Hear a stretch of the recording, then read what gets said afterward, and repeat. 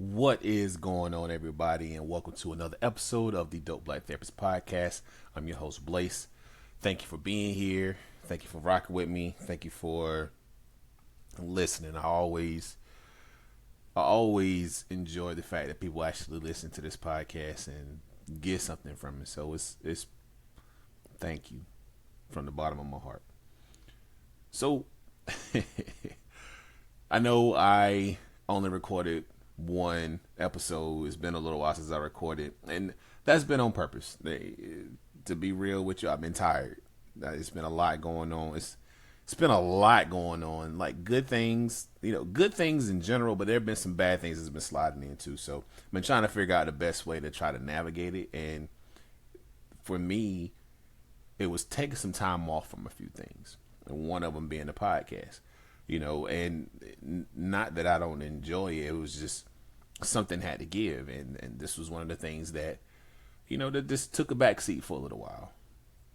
So I'm getting back on. I even actually canceled one of my men's groups because I was so exhausted. There was so much going on. So let me start with why I needed to take a break.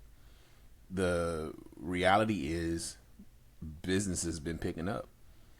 I've been getting inquiries for therapy. I've been getting inquiries for workshops and groups and speaking engagements and wonderful, wonderful things. All things that I'm like so excited for and stoked for.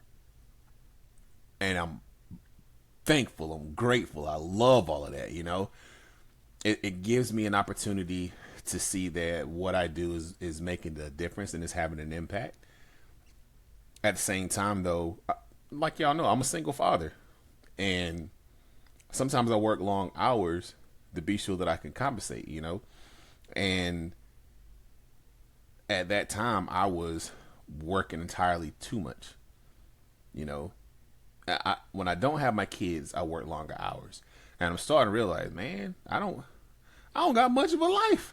My life is revolving around work. And I don't want to do that. I remember talking about I don't want to grind all the time. I don't want to grind. I want to be able to relax and enjoy myself too.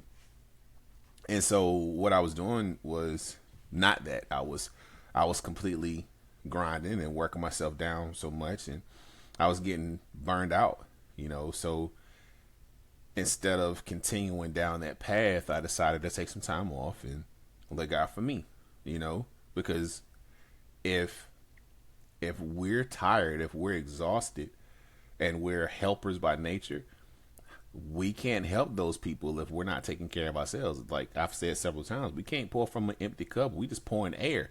That air ain't filling up anything, So I had to take my own advice and my own suggestions and just like take some time off and just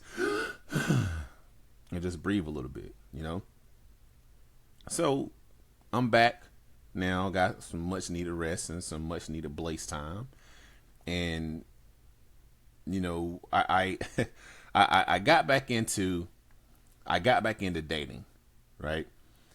I told y'all about it was a chick who I was into, and I thought we was going to hit it off.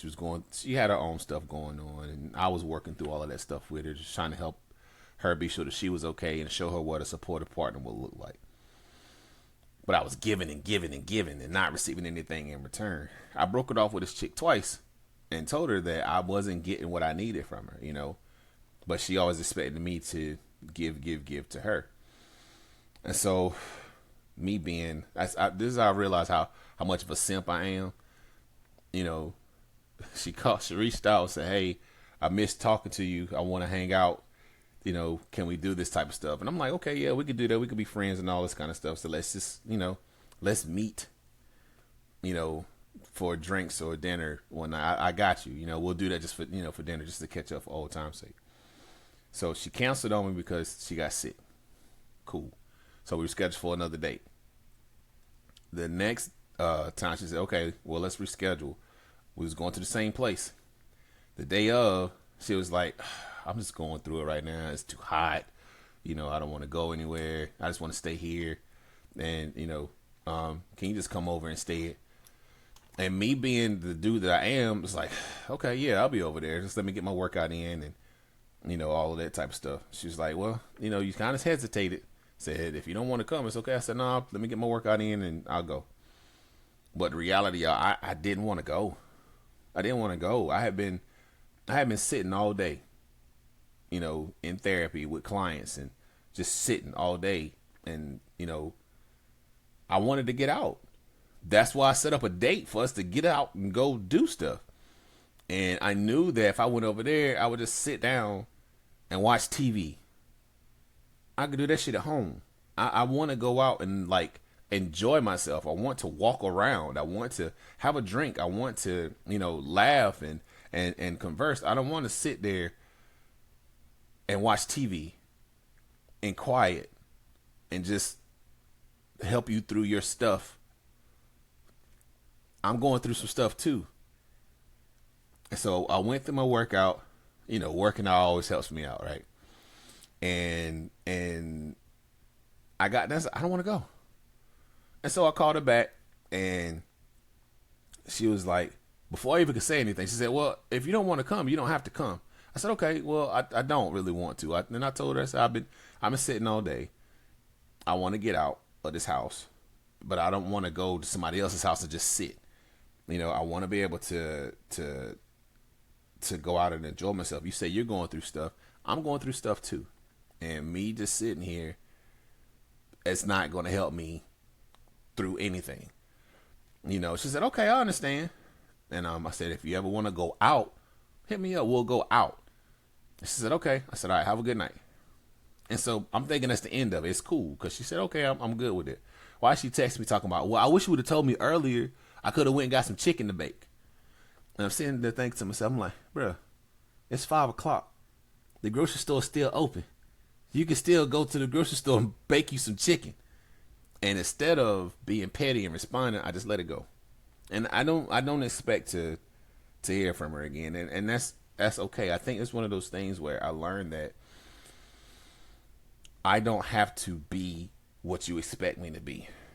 It's okay for me to put a boundary up. That was for me. It's like, you can do that, but I don't have to come. If that's what you have to offer, I don't have to show up for that. I want to do more. And that's what I did. And I've talked to several of my friends, and they were telling me that I had one friend who told me, this is like, Blaise, you're getting caught up in the aesthetic of people. And that's true. I got so blinded by her appearance and who she was and how, yes, she was going through her stuff, but I could see past that because, okay, I'm showing you what this looks like what a supportive partner will look like and all of this type of stuff. But at the same time, it's just like, Blaise, are you really getting what you need? Are you getting anything out of this? And like, that's one of those things is just like, I really wasn't. And, she had told me several times that it's like, oh, you're ambitious and, you're supportive and you make me feel comfortable. You make me do all of these, you helped me through these tough times when it was really difficult for me. If it wasn't for you, I probably wouldn't have made it through the summer. I get that. That's what she told me. If you ask me what she has done to support me, I couldn't tell you one thing. Like, I couldn't tell you one thing. There was nothing that she did to pour into me. It wasn't hey, do you need help, with your group? Do you need hey, are you having a rough day? What's going on with you? Is anything on your mind? There was like, I'm super proud of you for what you're doing. This is really amazing that you're doing that. What's next for you? And it was never, it was none of that, the things that the people in my life who care about me actually do, and I had one of my other friends, she was telling me, she said, Blaise, I have friends in my life who pouring to me constantly. We'll go and we'll just have game nights, or we'll have, we'll drink, we'll go hang out, we'll catch up, we'll plan things, we'll do all these different types of things. And my life is so full of people who already do those things. A partner is just a bonus, but if they're not on the level that my friends are doing it, I don't want it. And I'm like, that's what I want. The unfortunate part is, like, I realized that I'm friends for a lot of people. I'm a friend to a lot of people. I don't have very many friends. And people who say that, like, they might hear, it's like, Blaise, that's not true. It's like, no, I know a lot of people. I do. I know a lot of people, but I don't have people that I kick it with regularly. When I have good news, there are two people that I share it with. Both have been guests on the podcast before. That's Ty Connects and Sarah. Those are the two people who, when I accomplish something, or if I'm doing something, if I'm performing something, I feel comfortable talking to them, because they always push me forward. They are supportive of me. I'm supportive of them. It's a mutual thing. It's not like it's transactional. It's one of those things where we really and truly care about each other, and we're being sure that each other is getting what we need from us as friends. And I'm like, yeah, I need more of that in my life. Just like I told y'all before, it's like, I know I was some times where I needed some fun. I wasn't having no fun, and I'm starting to have fun again. So, I'm on dating apps, but it's just like I told y'all before, I don't like it. It's like interviews all over again. And however, I'm not going to give up on it. I know that I'm not going to meet people. People ain't going to just fall in my lap at the house. I gotta get out and about and meet people, but I also need to put myself in places where I will meet people, and I think that's one of those things. We get so set in our ways, we get so set in the things that we do, instead of actually stepping out of our comfort zones, where we can actually go to places where we can meet those higher frequency people that we're looking for.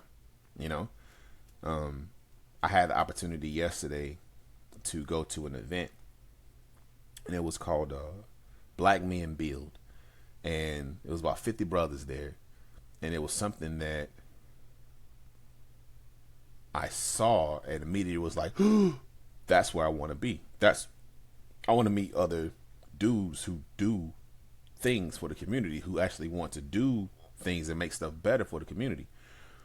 And we got into a circle, and we were conversing about what's going on with us.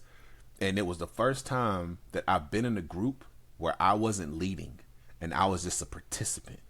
And that felt amazing. I didn't feel like I was a person who had to be in charge or had to be in control. I could just be, and I think that's another thing that I'm missing. It's one of those things where I love what I do. I love being a therapist. I love being an entrepreneur. I love running my practice. I love doing my groups. I am excited about the Black Father Summit. I'm excited about all these different things. However, it's stressful doing all of these things on my own. It is extremely stressful trying to do all these things on my own. And I'm tired of doing all these things on my own. And it gets so heavy doing all these things on my own. And I'm like, I don't want to keep doing it, by myself. But until I find somebody who, scratch that. I also have to be able to allow people to help me, so I'm not feeling that stressed. I have to allow people to, I have to realize that when people offer to help me or be a part of the things that I'm trying to do, it's a genuine thing. They're not looking for anything from me in return. I had to remember that there are people who want to see me win. There are people who want to see me shine. There are people who want to support me. I just gotta let them. And I've been doing a whole lot better about it. You know, I'm actually going to a couple of networking events where it's a brother who told me, he said, man, I'll help you do this type of stuff. I'll put you in the right rooms and we'll do all this type of things and we'll make it work. And I'm not used to that. You know, I'm not used to that. And it's one of those things that as I grow at my journey, this is what people are supposed to do for each other. We talk about community, and this is what community looks like, allowing people to actually help you out, people supporting each other. And it's not just one-sided thing, you know. And I like that. I'm enjoying that, and I'm happy to be a part of that. So I'm looking forward to everything that's coming up. I got I have been I told y'all I've been shying away from doing things when it comes to teens because I go Papa Bear, and I don't feel like I relate to a lot of them. And until I spoke at an event for teens where I didn't think that they were listening, and they actually did. And it's one of those things where, that doubt, man, that doubt keeps on creeping in. And it's just like, I don't need to be damn doubting myself all the damn time.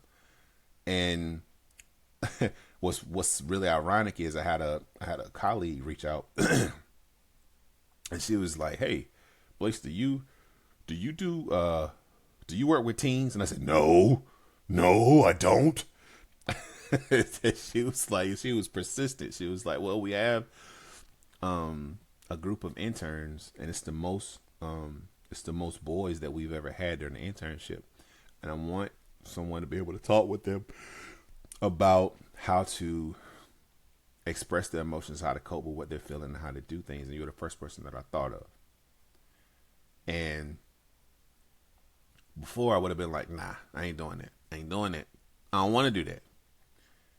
But something's been nagging at me for the longest time. It's like, "Blaise, you say you don't want to be a Papa Bear, but you also got to remember a lot of these folks don't have that role model to look up to when it comes to certain things. A lot of people don't have that guide to actually let them know that it's okay to express yourself, or teach them how to cope with their emotions, how to cope with their feelings." It's like we're always on. They know how to be tough, but they don't know how to be vulnerable in the right spaces. And I'm like, fuck it. Okay, let's do it. So I am allowing myself I'm allowing myself out of my comfort zone.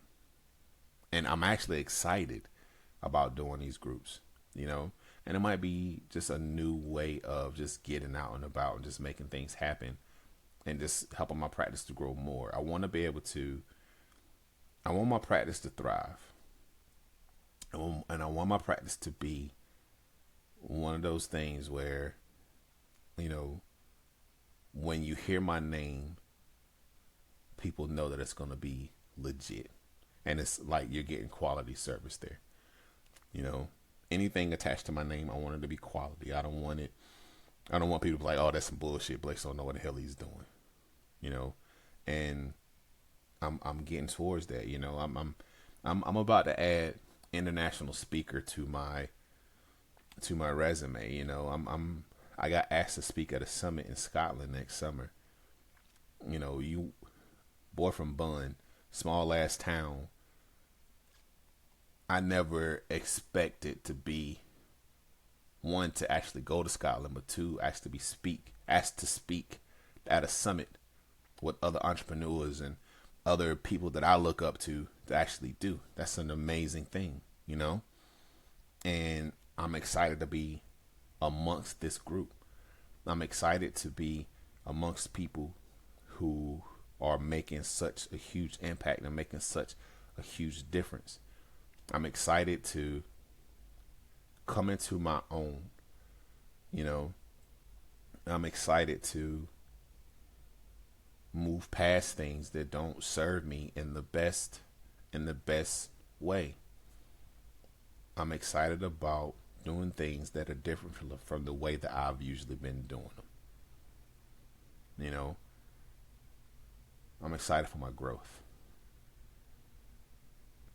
And I know that you are too.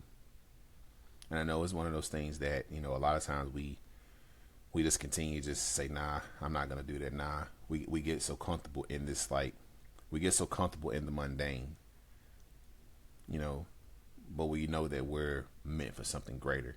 And for some reason we don't allow ourselves to be great. Fuck that shit. I'm gonna be great. I'm gonna stop being afraid of it.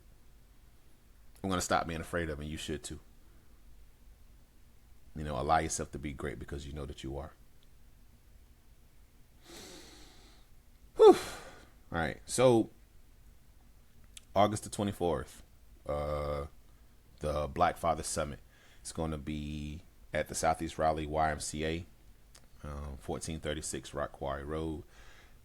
We are starting the registration, or the opening at 9 o'clock. We'll probably be done about 3. It's a free event. Lunch is going to be provided. Free blood pressure screenings. Free diabetes screenings. We're going to have mental health breakout sessions all throughout the day. We're going to be celebrating Black fathers, but also addressing the things that we really lack, which is taking care of us. We don't go to the doctor. We don't talk about our mental health. We're going to be changing all of that stuff there. If you want to get one of these t-shirts, all the funds for these t-shirts, the Resilient Fathers Empowered Lives t-shirts, at $25. I will put all of the information about the t-shirts on the show notes. We have all the speakers that we need already, so we won't be taking on any more proposals. However, if you still want to register, please go to www.blackfatherssummit.com and register there. If you haven't gotten your copy of the Dope Black Therapist book, you can also get that. You need to get it on Amazon. If you want a signed copy, I will give you a link for that one as well. If you look for a speaker or you like to have a workshop done, go to my website, www.thedopebblacktherapist.com. And you can put in a request for a speaker or a workshop there as well. So, y'all, allow yourselves to be great. Go after the things that you want. Be the person that you want to be. Because you are loved, you are valued, and you are dope as hell. I'll see you on the next go round. Peace.